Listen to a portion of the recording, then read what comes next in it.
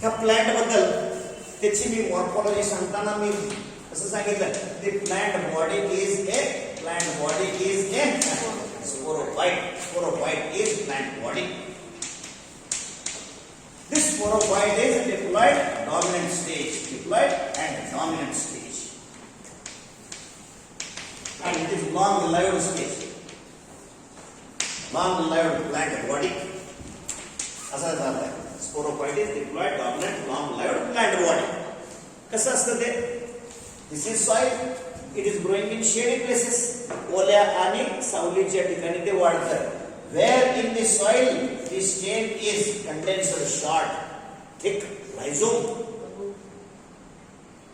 obliquely situated in the soil, and this is called root stock because it is producing branched fibrous adventitious roots, and the apex of stem it develops young leaves which are folded from apex downwards. And here these are the leaflets which are present. This is the young leaf. The mature leaves are present on the lateral side. Each leaf possesses basal part that is called style. It is naked portion, and the remaining part is leafy, possessing many leaflets. And therefore these leaves are appearing feather-like, and therefore the plant is more showy. And since it is showy, it is cultivated in garden. म्हणून हे ornamental plant आहे.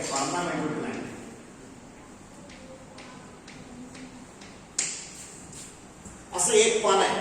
पानाचा हा जो portion आहे this particular part is called front.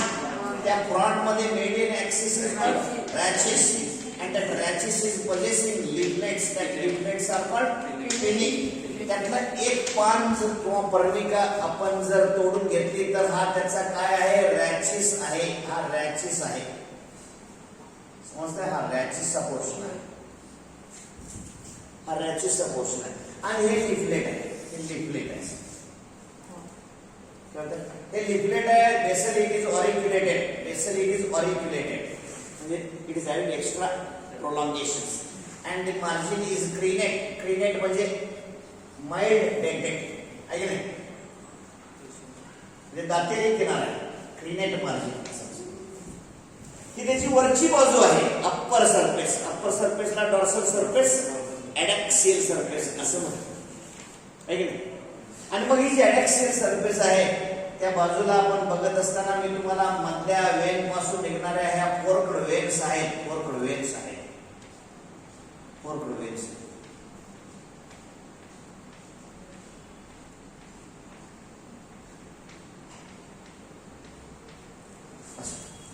आणि मग वरच्या बाजूला मार्जिनला हे डॉट्स आहेत. व्हाईट डॉट्स आहेत. आता हे जे व्हाईट डॉट्स आहेत त्याला आपण काय म्हणतात? हायडॅथोर्स म्हणतात. These hydrothores are called water stomata. का?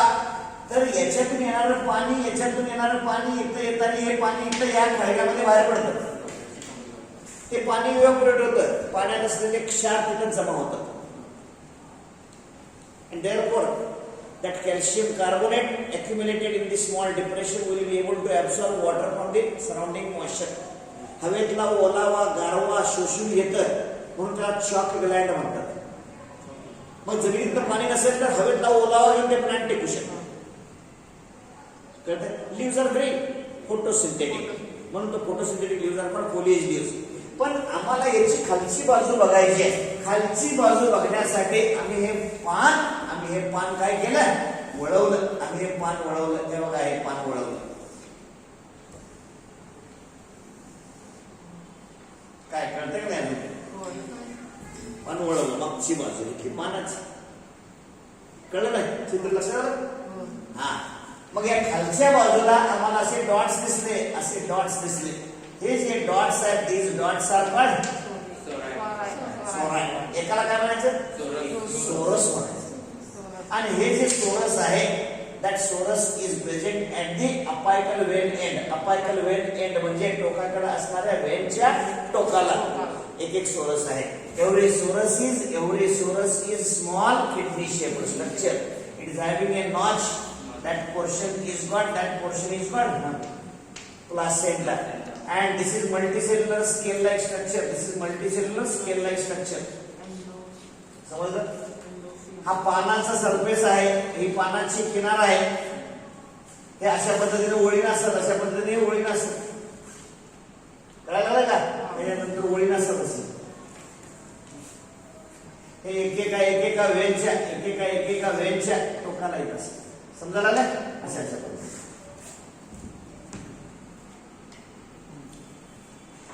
मग याच्या खाली दडलेले आहेत कोण? स्पोरेंजिया. याच्या खाली दडलेले आहेत स्पोरेंजिया. आणि त्याच्यातून पुढे हा पानाचा लोअर सरफेस आणि हा स्केल सारखा खवल्यासारखा निर्माण झाला. त्याच्या दोन्हीच्या गॅप मधनं डोकं वर काढून कोण बाहेर येतं? Sporangia. Means these sporangia are warm. These sporangia are warm on a nutrient tissue that is called placenta. हा काय आहे? This is the placenta. आणि या प्लासेंटाला जोडून हे काय आहे? These are हे काय आहे? Sporangia. These are sporangia. एव्हा हे सगळं दिसत का तुम्हाला? स्वतंत्र वाढलेले sporangia. समजलं का?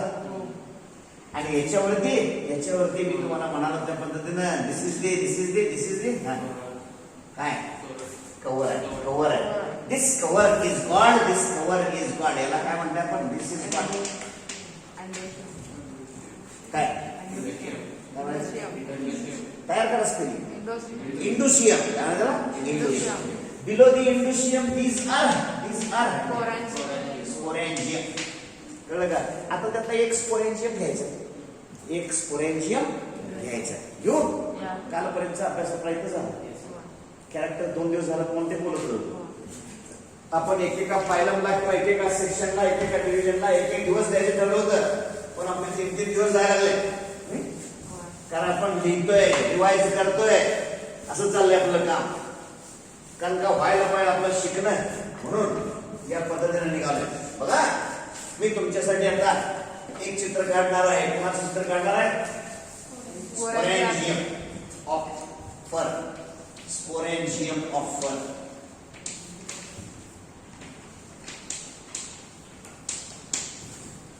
हे स्पोरेंजियम कसं आहे? It is like this. having oval capsule and elongated stalk. The stalk is multicellular, made up of 2 to 3 rows of cells like this. This portion is called stalk, and this portion is called capsule. Capsule. आता हा जो part आहे, where you will be able to see that there are present cells. These cells are this. These cells are in this manner.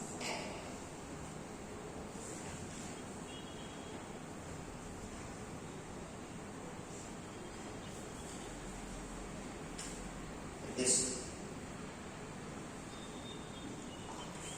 अशा पद्धतीने या cells.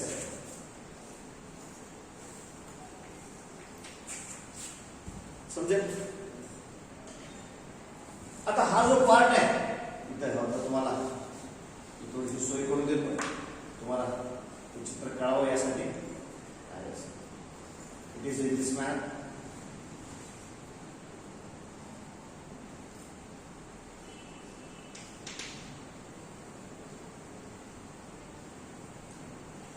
Like this. And the remaining part where cells are placed vertically. कळत नाही बरं का? कळत नाही. हा जो पार्ट आहे तुम्हाला हे चित्र मी काढतोय इथं. हे चित्र थोडंसं नीट समजावून घ्यायला पाहिजे. इथं या जे सेल्स आहेत त्या सेल्सची सेल वॉल दाखवायला लागलो मी तुम्हाला. पेशीची भिंत आहे ती या पद्धतीने दाखवायला लागलो. या जे सेल्स आहेत these are vertically placed cells and these are transversely placed cells. and here these are lip cells. This opening here, it is called stomium, and these are the cells of annulus. Cells of annulus. These are vertical cells. Vertical cells of annulus, and these are transverse cells of annulus.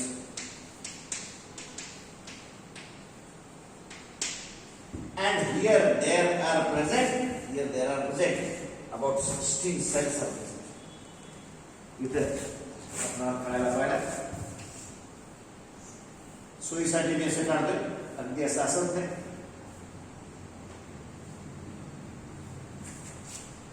सोळा cells आहेत. These are spore mother cells. Spore mother cells.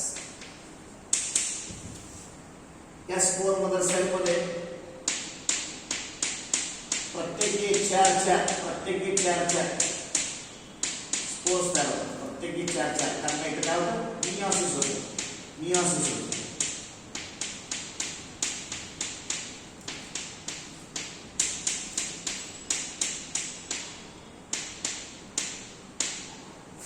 समजते तुम्हाला? हे spore mother cells आहेत. त्याच्यामध्ये इथं spores तयार होतात. हे स्ट्रक्चर कशाचं आहे? Sporangium of one. Lateral view, हा लॅटरल व्ह्यू आहे.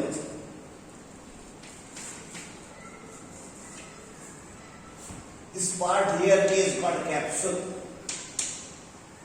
and this ring like structure is called annulus. Annulus is the boundary.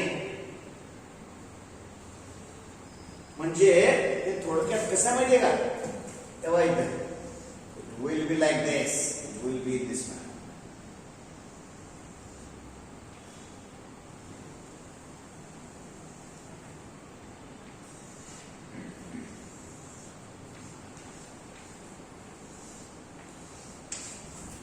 काय चित्र कळते काय?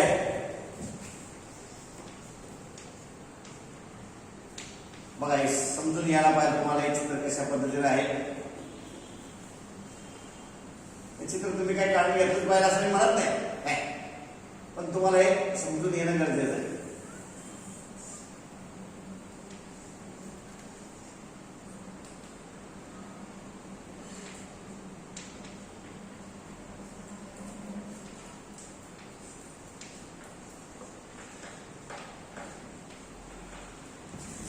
समजायला लागले का? बघा, हे चित्र कळलं का?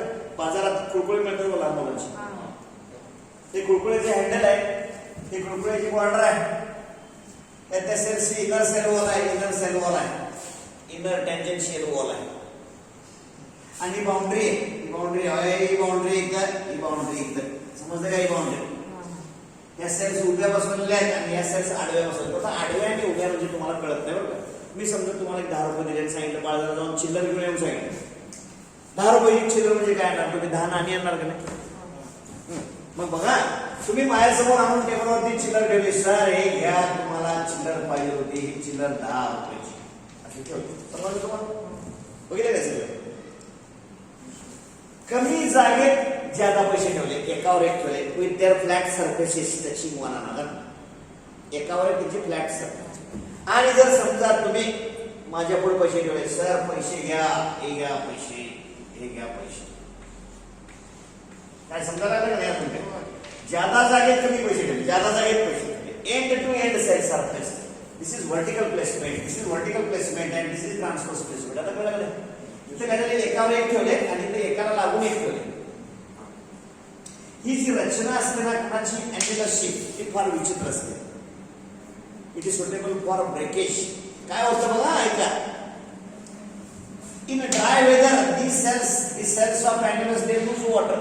पाणी सोडतात, सुकतात ना. ते सुकले की काय होतं? ते आकुंचन पावतात.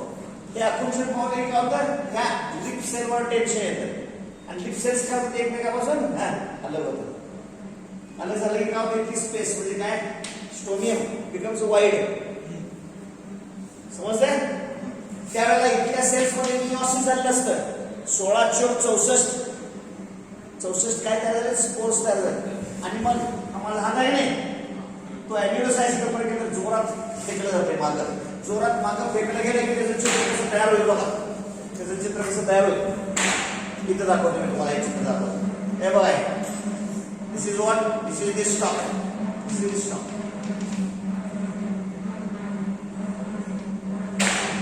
समजलं हे काय आहे. This is the stalk and this is the lymph cell, this is the lymph cell. आता दुसरा जो पार्ट आहे it is broken. हा फुटलेला पार्ट आहे, हा फुटलेला पार्ट आहे आणि तुमच्या लक्षात आलं आहे. तुम्हाला हे कळलं पाहिजे. समजतंय का बघा. या सगळ्या फाटलेल्या सेल्स आहेत आणि हे उधळलेले काय आहेत, हे उधळलेले काय सगळे these are the spores which are thrown in air. फटकन फुटून ते मागे ढकलले गेले, ते मागे ढकलले गेले. हे स्प्रिंग सारखे काम करत.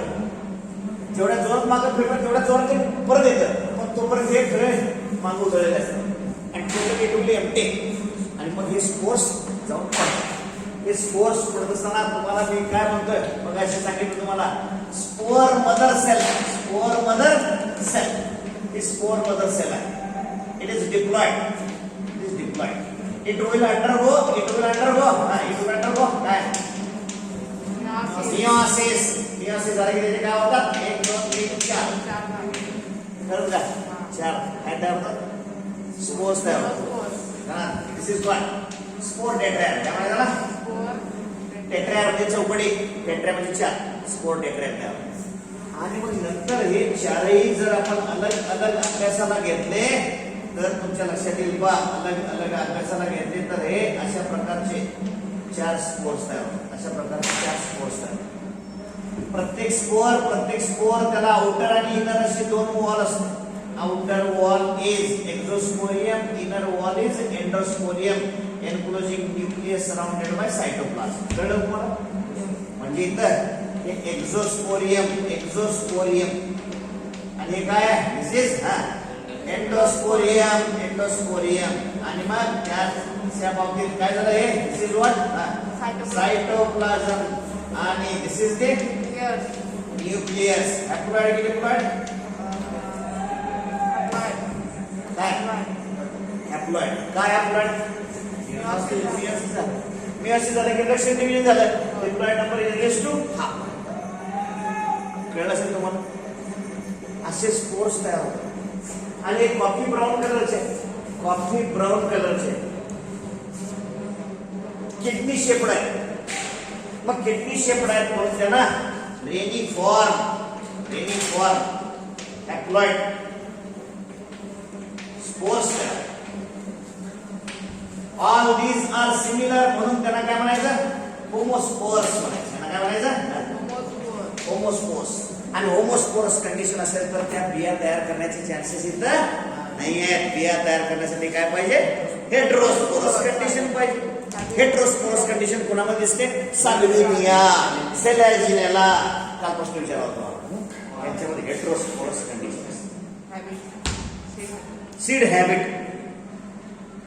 हे पोरग पुढे बिघडण्याची दाट शक्यता आहे. म्हणजे इथं अभ्यास करत नाही, मग अभ्यास न करणं म्हणजे बिघडण्याची नांदी आहे. हेटेरोस्पोरस कंडिशन असणं म्हणजे सीड तयार करण्याची नांदी आहे. होमोस्पोरस कंडिशन म्हणजे काय आहे, होमोस्पोरस कंडिशन म्हणजे बिया न करण्याची टेंडन्सी इथंच असते. भविष्याबद्दल आपण आत्ता कसं बोलतो तसं याच्यावर आपण भविष्य सांगता येतं. ज्याच्याकडे होमोस्पोर्स त्यांनी बिया तयार करायच्या नाही, ते आम्हाला माहित आहे. अलगीमध्ये ते होतं, बरोबर त्यांच्यामध्ये बिया तयार झालेल्या आहेत. पण यांच्यामध्ये म्हणजे टेरिडोफायटामध्ये काय, काही टेरिडोफायटामध्ये होमोस्पोरस आहेत, काहींमध्ये हेटेरोस्पोरस आहेत. हेटेरोस्पोरस म्हणजे काय असणार, बिया निर्माण करणाऱ्यांचे पूर्वज असावेत. म्हणजे त्यांनी आपलं नातं कोणावर सांगितलं, पुढच्या प्रगत मंडळींकडे. प्रगत मंडळी कोण पुढचे, सीड बेअरिंग प्लांट्स, जिम्नोस्पर्म्स आणि अँजिओस्पर्म्स. म्हणजे त्यांना काय म्हणायचं, स्पर्मॅटोफाइट्स. विचार कळला तुम्हाला. म्हणून याला ट्रान्झिशनल ग्रुप म्हटलंय. टेरिडोफायटाचा ट्रान्झिशनल ग्रुप. थोडं इकडं थोडं इकडं. काय थोडे कॅरेक्टर काँग्रेसचे, थोडे कॅरेक्टर भाजपाचे मध्येच लटकलेले. काय कळलं नाही. मग आता काय होतं बघायचं. जिथं डिप्लॉइड संपतं आणि हॅप्लॉइड सुरू होतं तिथं कुठलं स्टेज सुरू झालं.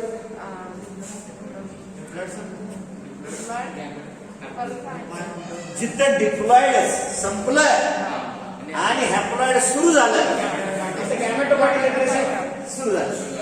म्हणजे आता आपलं काय संपलं. स्पोरोफाइट शिकून संपलं. आता काय सुरू होणार. गॅमेटोफायटिक जनरेशन सुरू होणार.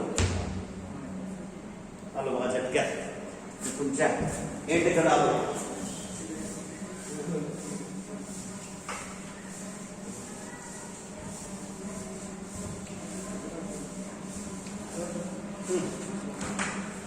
तेव्हा हे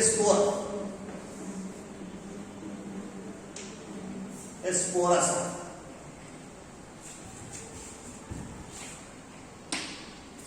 वाऱ्याने उडून पडला, मातीवर पडला, ओल्या मातीत जिथं ऑक्सिजन भरपूर आहे, जिथं लाईट भरपूर आहे. काय माती भिजलेली आहे, लाईट भरपूर आहे, ऑक्सिजन भरपूर आहे, सुटेबल टेम्परेचर आहे, त्याला म्हणायचं फेवरेबल कंडिशन. सब कुछ अच्छा है. काय कळलं. मामाच्या गावाला गेल्यानंतर जर मामीनं खायलाच केलं तर मग काय बऱ्यापैकी गोडधोड खायला मिळालं. काय आणि तिथं कोणीच काय काम सांगत नाही, कोण खवळत नाही, काय कोण बोलत नाही आणि अभ्यास करा असं कोणीच म्हणत नाही. मग याच्यासारखं फेवरेबल कंडिशन आणि काय लागते सगळं. म्हणजे मग तिथं मग आपण लगेच मामाला सांगून टाकतो, मामा एवढी सुट्टी हितच काढतो. काय कळलं नाही. गावाकडे गेले की पुन्हा क्लास लावा, अभ्यास करा, इरेन्सर आहे, डोके खाते वगैरे असं ते सुरू होते. त्या तिकडे न गेलेलं बरं आहे, न गेलेलं बरं, ते इथंच राहिलं बरं. तसं सुखाची जागा आहे, तिथे जाऊन पडले, तिथं रुजले. काय होतं रुजतात म्हणजे काय होतं. Discover is god, discover is god. बोला की exosporium, inner is god endosporium, endosporium. This is the cytoplasm and this is the nucleus. Nucleus is haploid. Nucleus is haploid. This is the spore. A spore. Spore will undergo germination. It will undergo germination. During germination, what happens? Germination होताना काय काय होतं इंग्रजी बोलतोय. The exosporium absorbs moisture or water. Give it to the endosporium. Endosporium give the water to cytoplasm. Quantity of cytoplasm increases. It exerts internal pressure and therefore exosporium breaks, cracks, and the endosporium projects out in the form of a tube filament structure. त्यामुळे काय होतं बघा इथं. हा जो काय आहे एक्झोस्पोरियम आहे तो ब्रेक झाला आणि आत असलेला एंडोस्पोरियम बाहेर आला, आत असलेला एंडोस्पोरियम या पद्धतीने it will come out as tubular structure and that will divide into two cells. काय one is green containing chloroplast, chlorophyll याच्यात तयार होतं. And this is the prothalian cell. याला काय म्हणायचं. Prothalian cell. And the other cell develops elongated root-like structure. It is the unicellular. Rhizoid. And this cell is called. काय म्हणायला rhizoidal cell. आता होतं काय गंमत माहिती का. याच्यामध्ये क्लोरोप्लास्ट आहे, क्लोरोफिल आहे, त्यामध्ये भरपूर लाईट घेतं आणि काय करतं फूड तयार करण्यामुळे हे सगळं होतं. त्यामुळे याच्यापेक्षा याची रेट ऑफ डिव्हिजन वाढते. त्यामुळे स्लो डिवायडिंग राहतं. काय दरम्यान हा सगळा पार्ट काय होतो सुकून जातो, कुजून जातो. कळलं नाही कुठला स्पोरचा. आणि उरलेला जो पार्ट आहे तो endosporium. It is projecting out. आणि मग याच्या भरपूर काय होतात अशा सेल्स होतात. अशा सेल्स होतात बघा, अशा भरपूर सेल्स होतात. मला वाटतं आपल्याला कळलंय. या पद्धतीने याच्या सेल्स होतात. These are the cells which are formed, which are green. या सगळ्या ग्रीन सेल्स कळलं तुम्हाला. हे पसरत आहे स्ट्रक्चर. आणि मग तुम्हाला हे लक्षात घ्यायला काय हरकत नाही. It is producing rhizoidal structures or rhizoids. आणि मग इथे ह्या सेल्स डिवाइड होतात अशा, ह्या सेल्स डिवाइड होतात अशा. कळलं तुम्हाला? आणि हा पार्ट सगळा काय होतो, हा सगळा कुजून जातो आणि हे ओल्या मातीत मातीत काय पसरतो, वाढतो. And it will become like this. Multicellular structure तयार होतो. It will become a multicellular structure. असं स्ट्रक्चर आहे दिलवाला. This end is lower end, narrow end. This end is broad end, apical end. समजते का? Broad apical end, narrow basal end. And this is flat expanded heart shaped structure. It is multicellular. It is having many cells. The cells towards periphery are larger. Cells towards periphery, okay, towards border, the cells are larger. The cells towards the notch म्हणजे खाच, खाचेकडचे जे cells आहेत त्यांचा आकार मात्र काय आहे, छोटा. Here the cells are compactly arranged, one cell thick. Cells are irregular, touching each other, compactly arranged, flat, one cell thick, and the cells towards the notch are smaller and small. इथल्या पेशी मात्र खूपच छोट्या छोट्या आहेत, गर्दी करून आहेत, एकावर एक आहे, तिथे मेनी लेयर्ड आहे. आणि इकडे सेल्स कसं बॉर्डरला जाल तसं मात्र त्यांचा आकार मोठा असा.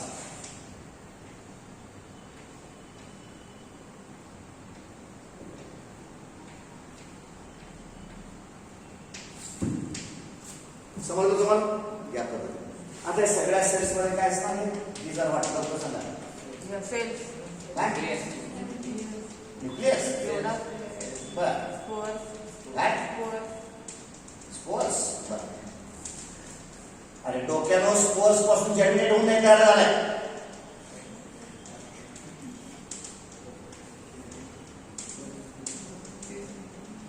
काय काढतो मी आता हिरव्या रंगाने,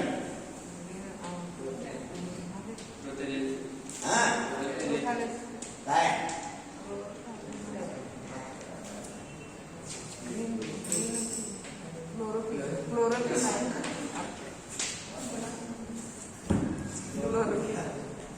एवढं साधं कळत याला. पहिली पोरं जो थोबाडी मारून सांगतो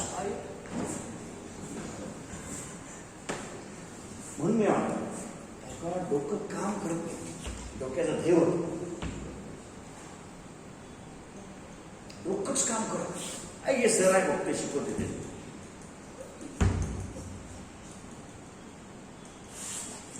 These are chloroplasts. आणि हा जो पोर्शन आहे, this portion is called cushion. Cushion is thick. And this is the narrow end, this is the narrow end, and this is the broad end, broader end. And this is the notch. Notch म्हणजे खाच. आणि मग ह्या खाचेच्या भोवती there are present these are the structures called archegonia are developed here. Archegonia are developed here, that contain egg. हे archegonia म्हणजे माहिती आहे तुम्हाला? These are female sex organs. Female sex organs. आणि towards the narrow end, male reproductive structures are present. These are called antheridia. And on the lower surface, there are developed unicellular, elongated tubular structures which penetrate the soil. मातीत शिरणारे असे structures आहेत. These are all rhizoids. मग तुम्ही बघा काय मला सांगायचं आहे. हे मल्टीसेल्युलर स्ट्रक्चर आहे, फ्लॅट स्ट्रक्चर आहे, एक्सपांडेड स्ट्रक्चर आहे, स्मॉल आहे, डोळ्याला नीट दिसत त्याच्या नव्हे आपल्या आपल्या डोळ्याला नीट दिसत इतकं छोटा आहे ते. किती म्हणजे साधारण याची जर विड्थ म्हणला तर ते ते साधारण 4 ते 5 मिलीमीटर एवढी असते. मिलीमीटर म्हणजे अर्ध्या सेंटीमीटर पेक्षा छोट आहे. अर्ध्या सेंटीमीटर पेक्षा एवढंच एवढंच.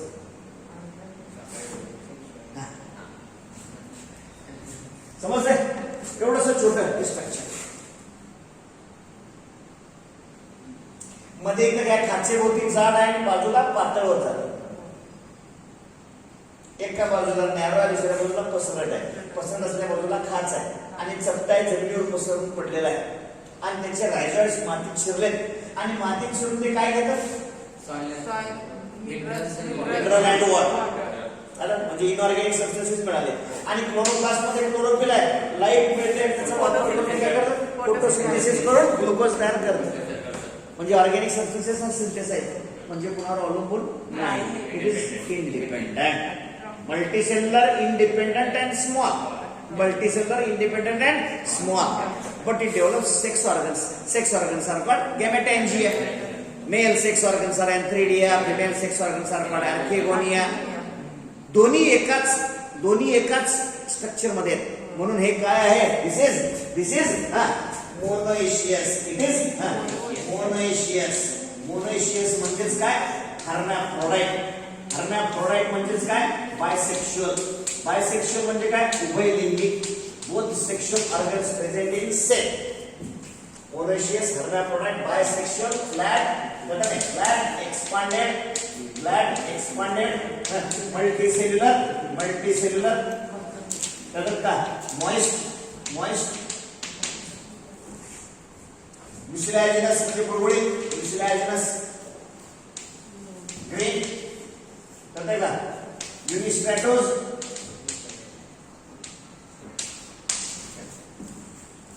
ते बरोबर आहे सगळे शब्द सांगतो मला.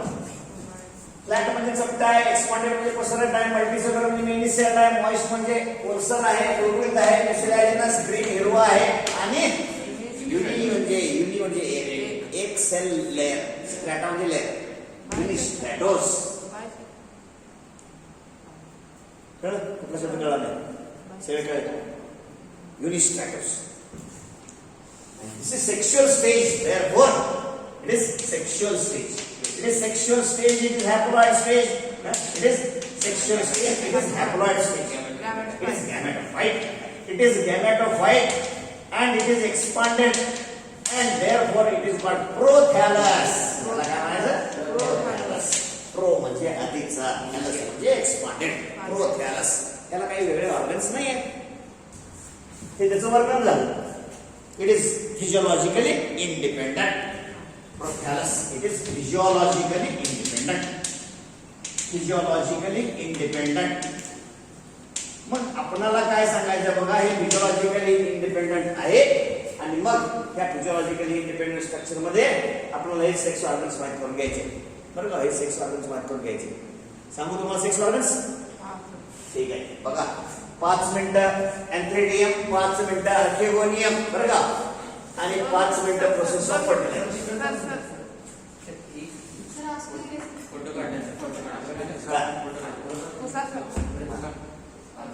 ठीक आहे. इथं बघा, आता मी एंथ्रेडियम कडे तुमचं लक्ष घेतो. एंथ्रेडियम कडे तुमचं लक्ष घेतो. एंथ्रेडियम हे बघा, मी डायग्राम एडव्हान्स करणार आहे, चटकन कळत नाही. ही एक प्रोथॅलियल सेल आहे, ही एक प्रोथॅलियल सेल आहे, ही शेजारची सेल आहे, ही शेजारची सेल आहे, आणि इथं असणारा हा एंथ्रेडियम. हा एंथ्रेडियम आहे. काय त्याच्यावरती बोलतो इकडे तिकडे काय? दिस इज व्हॉट लवकर सांगा. दिसत रायझॉइड आहे, हे रायझॉइड आहे. हे असं. ठीक आहे. हे काय सांगा? सॉइल. अरे वा, करेक्ट तुम्हाला कळलं. ठीक आहे. आणि मग तुम्हाला कळलं पाहिजे की इथं की त्याची वॉल आहे. कोणाची वॉल आहे? एंथ्रेडियमची वॉल आहे. ती वॉल आहे. आणि याचं खरं बायोलॉजिकली तुम्हाला 3 डायमेन्शनल अक्कल असेल तर सेक्शन घेऊन सांगतो.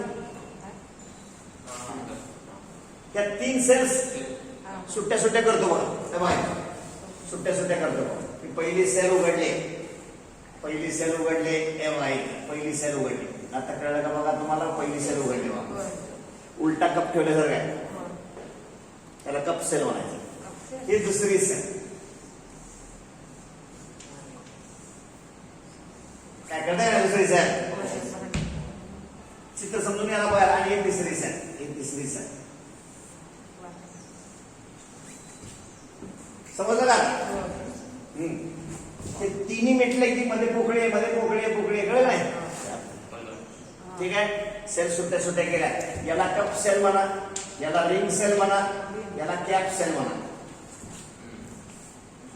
काय लक्षात राहत नसेल तर याला फर्स्ट रिंग सेल म्हणा, सेकंड रिंग सेल म्हणा, याला लीड सेल म्हणा. First ring cell, second ring cell, lead cell. ठीक आहे. हे सगळं आता एकत्र आणतोय बघा, हे एकत्र आणतोय मग होतं तसं. ठीक आहे. आता याचा उभा सेक्शन घेतलाय, उभा सेक्शन घेतलाय म्हणजे कट केलं अशी कल्पना करू. कट केली म्हटल्यानंतर आपल्याला लक्षात येईल ही पहिली सेल कट झाली, पहिली सेल कट झाली, त्याची कट झालेला पोर्शन आहे, त्याचा कट झालेला पोर्शन आहे, त्याचा कट झालेला पोर्शन आहे. चित्र कळलं? हा. आता याच्या आतमध्ये सेल्स आहेत, त्याच्या आतमध्ये सेल्स आहेत, तेव्हा या सेल्स आहेत आतमध्ये. या सेल्सला मी नाव देणार आहे, या सेल्सला मी नाव देणार आहे. These cells are called, these cells are called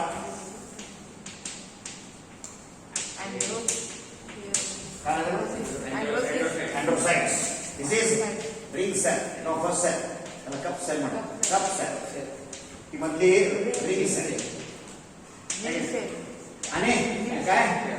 Cap cell. Cap cell म्हणजे lead cell. Cap cell is called lead cell. आणि ही cup cell म्हणजे काय? First ring cell. आणि हे second ring cell, second ring cell. आणि androcytes म्हणजे काय? these are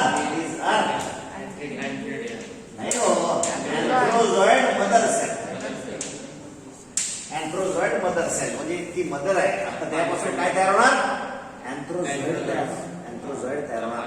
कारण काय होतं, याच्या भोवती हा न्यूक्लियस आणि याच्या भोवतीचा थोडा सायटोप्लाझम याच्या भोवती जमा होतो, याच्या भोवती जमा होतो, याच्या भोवती जमा होतो. आणि दॅट विल अंडरगो मेटामॉर्फोसिस म्हणजे रूपांतरण होतं त्याचं. आणि त्याच्यापासून एंथ्रोझॉइड तयार होतो.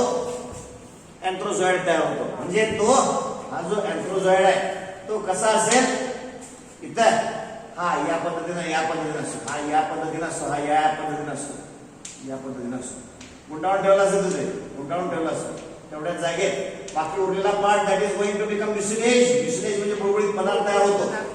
मग इथं काय सगळीकडे याच्यावरती इथं ओलसर भाग आहे, इथं पाणी आहे, सगळं पावसाचं पाणी पडलंय, पावसाचं पाणी पडलंय. That water will diffuse it to the ring cells. Ring cell will give that water to the inner cells. त्या इनर सेल मध्ये काय म्युसिलेज आहे, बुळबुळीत पदार्थ आहे, that will absorb water and it will swell. Swelling will create pressure. आणि pressure निर्माण झालं की फट फुटलं. काय फुटलं? Lead cell is separated. आणि मग आत ही सगळी आतली जत्रा बाहेर पडते. कोणाची? एंथ्रोझॉइडची. आणि ते पाण्यात पोहायला सुरुवात करतात, पाण्यात पोहायला सुरुवात करतात. They start finding where is egg, where is archegonia, and they will travel towards malic acid. Malic acid is released by archegonia. मग याचं जो एंथ्रोझॉइड आहे, आम्ही जर मायक्रोस्कोप खाली बघितला तर त्याचं शरीर आम्हाला असं दिसतं, त्याचं शरीर आम्हाला असं दिसतं. It will be like this, it will be in this man. त्याचं शरीर आपल्याला असं दिसतं, इट विल बी लाईक दिस. त्याचं शरीर असतं. त्याचं शरीर कसं असतं त्याचं वर्णन करायचं म्हणाला तर त्याचं शरीर असं असतं. It will be like this, it will be like this in this man, it will be like this. हे कदाचित आपल्याला कळणार नाही, पण मी तर चित्र काढून दाखवते बघा. हे बघा इथं तुम्हाला मी चित्र काढल्यानंतर तुमच्या लक्षात येते का बघा. पिळदार शरीर आहे त्याचं, पिळदार शरीर आहे. कळतंय? म्हणजे काय? Spirally coiled, twisted, and it is possessing bunch of, लवकर सांगा, bunch of flagella. शरीराला ठिकठिकाणी भरपूर फ्लॅजेला असतात. आणि महत्वाचं काय त्याचा काय आहे? न्यूक्लियस. आणि त्याचबरोबर याच्या बाजूला याच्या बरोबर याच्या सोबत there is present food vesicle सोबत टिफिन आहे. दमायला नको, रस्त्यात जाताना भूक लागू शकते. स्वयंवराला निघालेले राजपुत्र आहेत ते मध्ये थकायला होऊ शकतं, त्यामुळे मध्येच एखाद्या झाडाखाली बसून डबा खाता येतो, एनर्जी घेऊन पुढे जाता येत. कळलं? आणि पिळदार शरीर यष्टी असल्यामुळे काय होतं, पाण्यामध्ये सर्पिल आकार गोल गोल गोल चक्रा मारत जाता येत, पुढं सरता येतं. त्यासाठी पाणी वलवण्यासाठी कळलं तुम्हाला? म्हणजे याच्या अगोदर मी तुम्हाला सांगितलं होतं, कुणाची कथा सांगितली होती, स्टोरी सांगितली होती, मॉस मध्ये सांगितली होती, आठवतंय का? त्याच्याकडे फक्त फ्लॅजल होते, फूड वेसिकल नव्हता, त्यामुळे ते फुकट होते, दमत होते. आणि त्यात सुधारणा यांनी केली, म्हणजे याच्यापेक्षा त्यांची प्रगती जास्त. कळलं का? Male sex organs, female sex organs ते काढू का?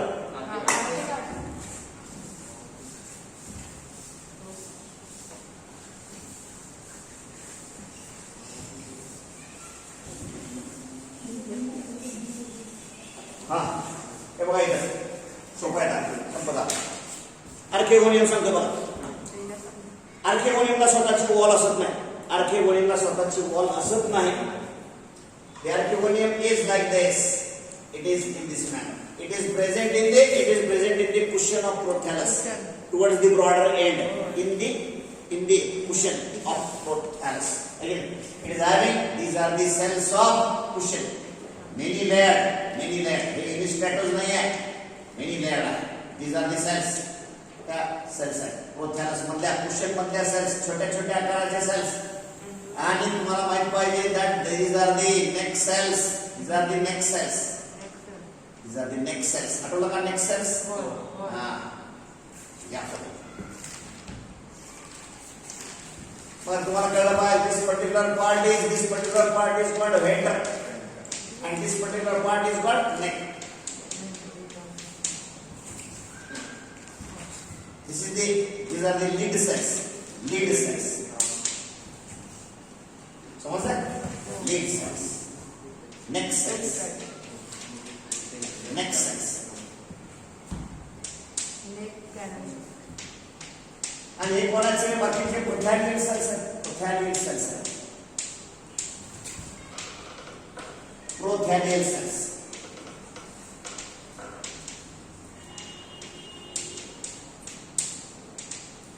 Cells of cushion. आणि मग इथं दिस इज द एग. एगला दुसरं नाव काय दिलं आपण? वेंटर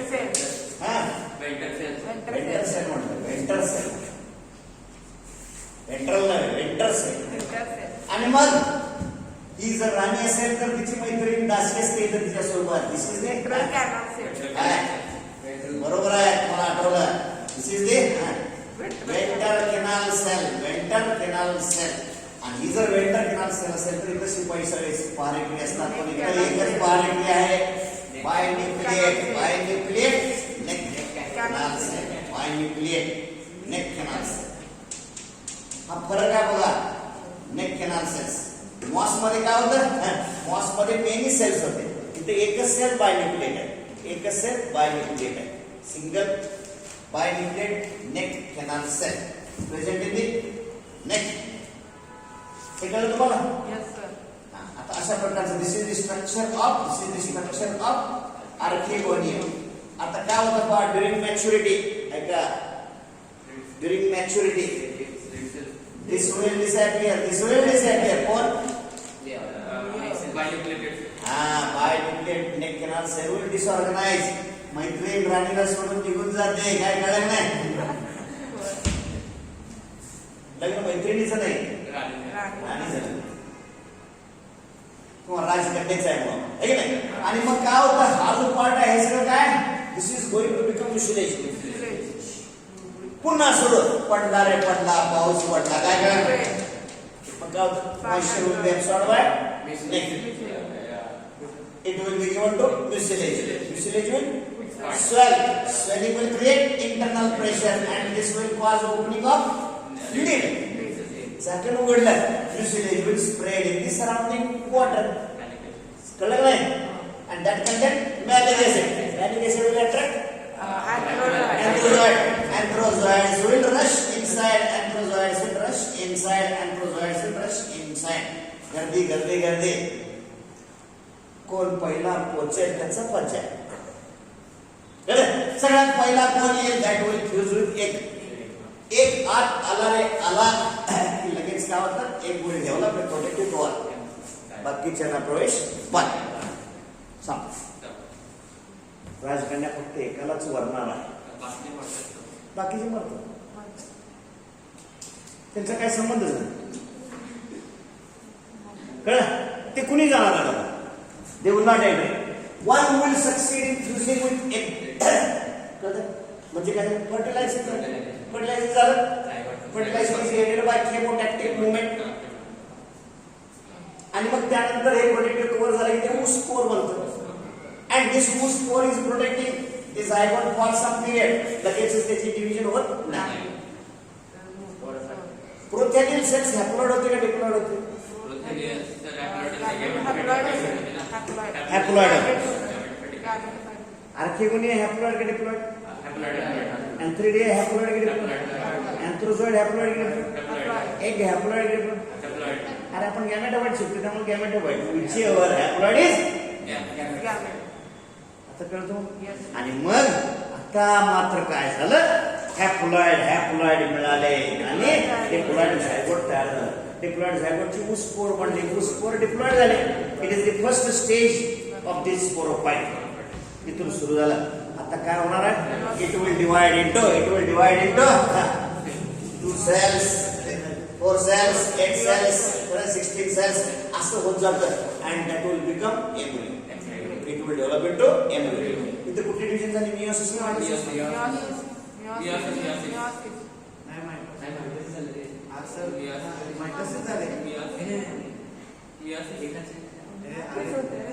ही सेल कसली होती? झायगोट कसली होती? डिप्लॉइड होती. आता तिचं मियोसिस होणार मायटोसिस होणार. का मियोसिस होणार? का मियोसिस होणार? तुम्हाला म्हटलं की बायोलॉजी इतकं फसवं असतं की तुम्हाला बरोबर चुकवतो. वर्षभर नाही 2 वर्ष आपण अभ्यास करतो आणि वर्षी शेवटी एवढा सोपा प्रश्न फटकन चुकून जातो. म्हणून तुम्हाला म्हणाल की एक उत्तर बरोबर आलं की 4 मार्क. 4 मार्क मिळाले की 40,000 पोरांना ओलांडून पुढे जाता तुम्ही काय. आणि एक चुकलं की 1 मार्क मायनस. 1 मायनस मार्क म्हणजे 10,000 मागं राहतो. 10,000 मागं राहतो म्हणजे दुसऱ्याने बरोबर लिहिलं असेल तर ते 40,000 पुढे जातात. पण तुम्ही त्यांच्या मागं राहता. किती लोक पुढे जातात, किती लोक बरोबर सोडतात तेवढं तुम्ही मागं फार जोरात जातात.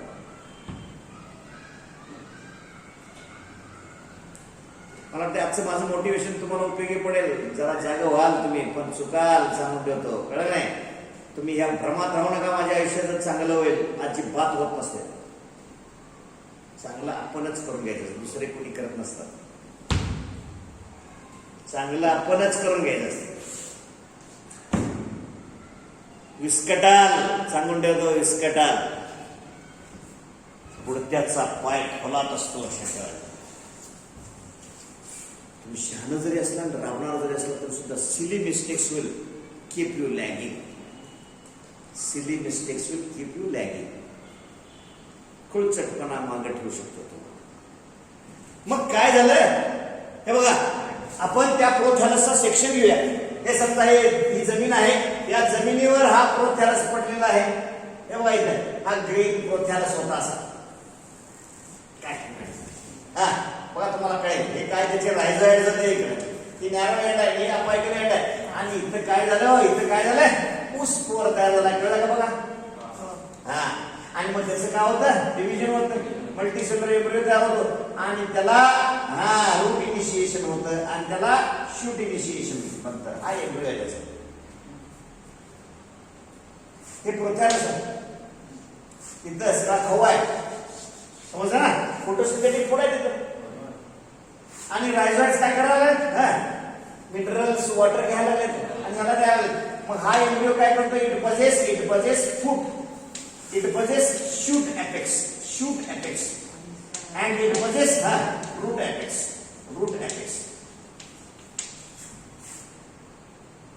आणि अशा पद्धतीने हा एम्ब्रियो आहे. This embryo will exploit food material from the prothallus. सगळीकडनं खाऊ ओढून घेतो. म्हणजे in early stage this part is diploid and this part is haploid. कळलं नाही? The diploid part depends on haploid. This is gametophyte, this is sporophyte. Sporophyte depends on gametophyte. आणि हळूहळू काय व्हायला लागतं बघा, हळूहळू असं व्हायला लागतं की हा जो प्रोथॅलस आहे, कळतंय? हा जो प्रोथॅलस आहे त्याचे काय ट्रायझॉइड्स आहे. समजलं का तुम्हाला? ही जमीन आहे, या जमिनीवरती बसून असं स्प्रेड झालेला आहे. तर इथून काय सुरू झाले, त्याची शूट एपेक्सची वाढायला सुरुवात होते. It will grow here in this manner and it will develop fibrous roots. काय कळलं तुम्हाला? दिस is young sporophyte.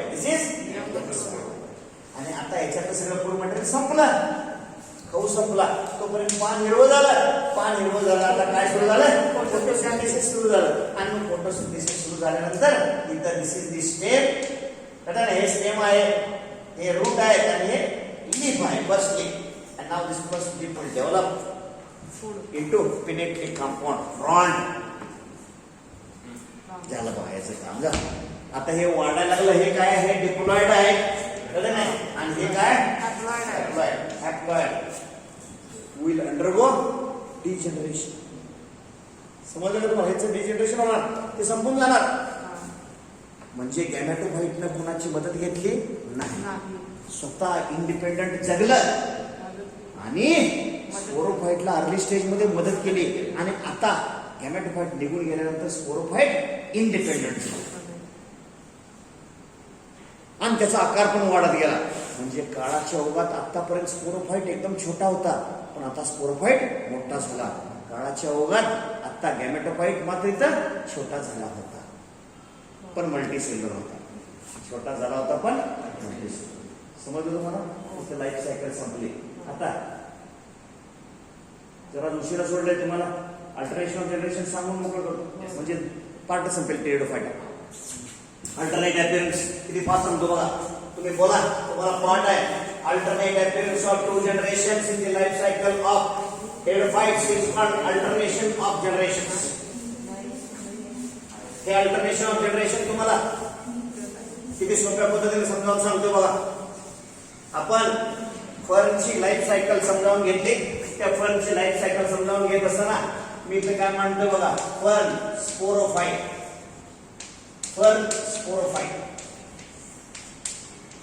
It possess sporophylls.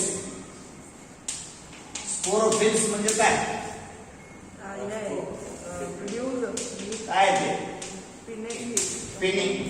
पण पिनिंग आर कॉल्ड स्पोरोफिल्स.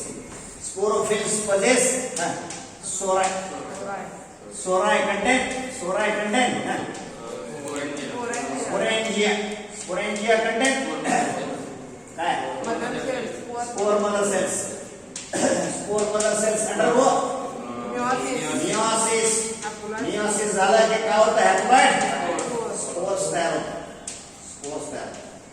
आणि स्पोर्स जनरेट झाले, काय तयार होतं? काय? गॅमेटोफाइट.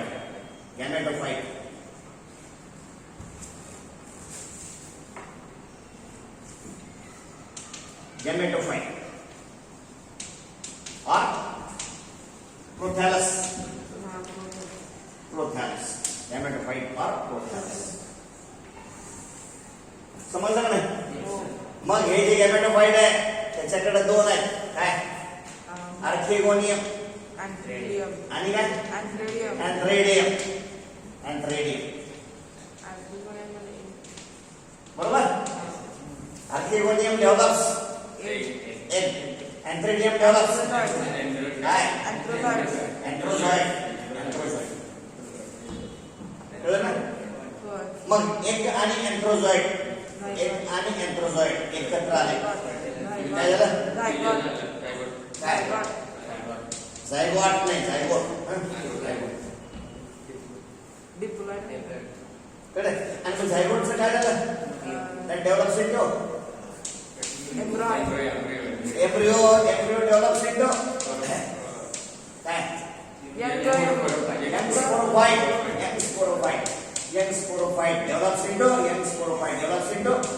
sporophyte. मग हे स्पोरोफाइट जे आहेत ते डिप्लॉइड आहेत स्पोरोफिल्स डिप्लॉइड आहेत सोराइड डिप्लॉइड आहेत स्पोरेंजिया डिप्लॉइड आहेत स्पोर मदर सेल डिप्लॉइड आहे मियोसिस झालं की हे हॅप्लॉइड झालं हे काय आहे हॅप्लॉइड आहे अँथिलोनियम हॅप्लॉइड आहे अँथ्रेडियम हॅप्लॉइड आहे एक हॅप्लॉइड आहे अँथ्रोझॉइड हॅप्लॉइड आहे झायगोट डिप्लॉइड आहे एम्ब्रियो डिप्लॉइड आहे यंग स्पोरोफाइट डिप्लॉइड आता डिप्लॉइड आणि हॅप्लॉइड सेपरेट करा कळलं दिस इज दे समजलं नाही काय These are two generations. One is diploid, the sexual, sporophytic generation.